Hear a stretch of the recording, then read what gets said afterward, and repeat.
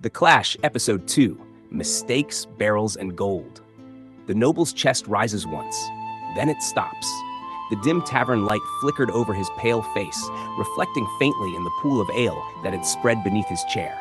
A hush had settled in, an uncertain, heavy silence that felt like it belonged to the room more than to the people inside it. Brother Ironback knelt first, his massive turtle frame creaking like old wood as he pressed his head against the noble's chest.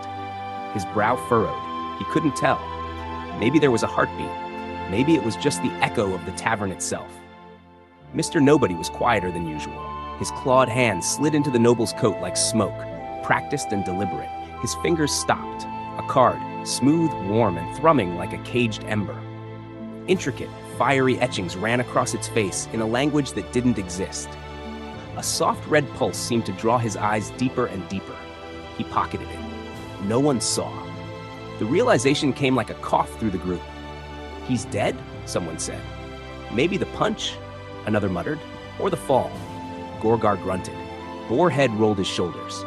Between the two of them, they decided the noble didn't need a proper burial, just a barrel. They shattered his legs without ceremony and stuffed him inside the largest cask they could find, covering him with leaves, broken corks, and a few burlap sacks. To any casual eye, it was just another barrel of ale. They went back inside one by one, like nothing had happened. Someone's eyes drifted back to the table, the gold, still glinting faintly in the lamplight.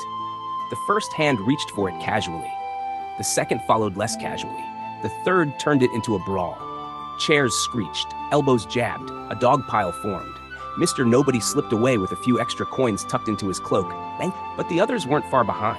They ended up splitting it evenly, not because they wanted to, but because no one could get away clean. Brother Ironback wandered to the bar for more cheese, his shell casting a slow-moving shadow across the floor. That's when he saw him. A small, ugly goblin-like creature, dressed in loose nightwear, stumbling down the stairs. His jeweled dagger gleamed like it thought it was worth more than he was. The goblin barked and squabbled with the bartender over some unpaid tab, flicking coins onto the counter like he was rich but stingy. Boarhead watched him while fiddling with the broken remains of his chair, the one piece of property in this tavern that had ever mattered to him. The goblin noticed the shard of wood Boar was staring at. He smirked. He began to negotiate.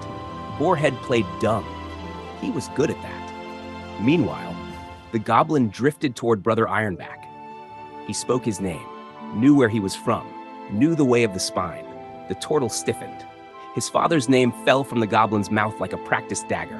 And then, a vial, an offer, a lie. Boarhead saw it immediately, the flyer pinned to the tavern wall, the same words the goblin had just said. Boar tried to signal him, but Ironback wasn't listening anymore. Finally, suspicion clicked. Distance was made. Gorgar, who needed no excuse, leapt into protector mode. His boot slammed the goblin against the wall with a wet crunch. The goblin's bag spilled, a shower of shiny trinkets, strange objects, a fake eye, blue glass beads, and a few items that hummed faintly with old magic. The goblin scrambled. Brother Ironback blocked. The wall met him again, harder. This time, he didn't get up. The bartender's wife screamed as she rushed over, fear written on her face. She knelt, uncorked a bottle, and poured liquor into the goblin's mouth. His chest convulsed. He coughed, sputtered, and gargled back to life. He wasn't dead. Ironback looked down at him, then at his own hands. The crowd hadn't cheered. No gold, no honor, just a small, pathetic creature on the floor. That doubt crept in. Good guy or bad guy, he thought. He pocketed a few of the shinier things and left without a word. Upstairs, darkness came for each of them differently. Brother Ironback dreamed of a fire in the woods. His father's voice echoed, "Be careful, our job is to protect the forest, even from this." The flame flickered in his palm. It felt smaller than him, but it also felt hungrier. Boarhead's dream wasn't a dream. It was a memory. His mother, a chained figure, a whip cutting through the air, her voice cold and sharp. The orc looked up at her, then at him. And that smirk, sharp as a blade, that smirk never left. Mr. Nobody's heartbeat slows as he lays down to rest his eyes, a steady pulsing. A ripple like the beat of a drum reveals the scene little by little. It's slow at first. Mr. Nobody stands in a silent, dim room where a single golden table hovers in the dark. Cards swirl in the air until the fiery card drops into his palm. It's hot, pulsing, almost breathing.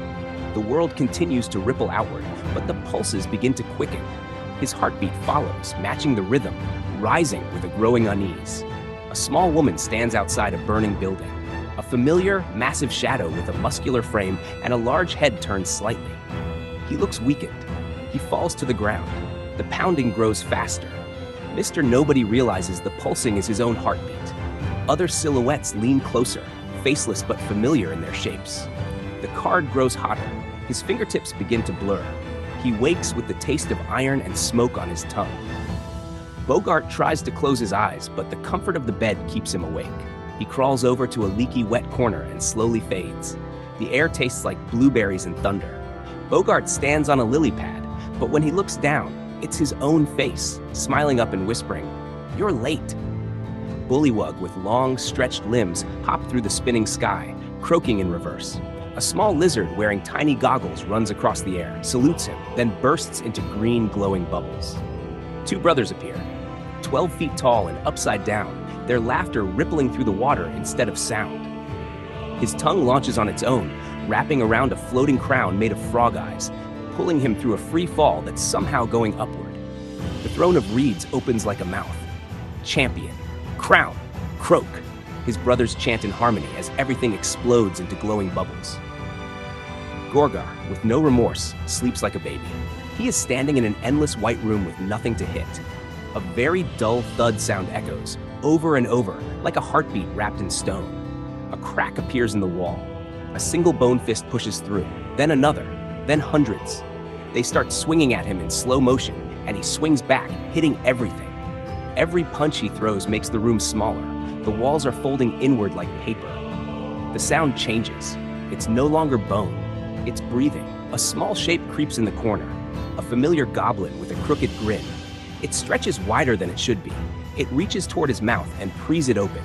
A glowing vial pours a hot and bitter liquid into his throat. He wakes up choking on air, not sure if he's still dreaming. Iroh stays up drinking. Of course he did. The last drop left the mug. The ceiling turned to floor. The tavern spun away. His body fell, but the sound wasn't a thud. It was an explosion. Red and blinding. A scream. "Why did you let me die?" His brother's voice tore through him, his hand gripping the old leather strap across his chest. Chaos bloomed. Smoke, fear, and then nothing.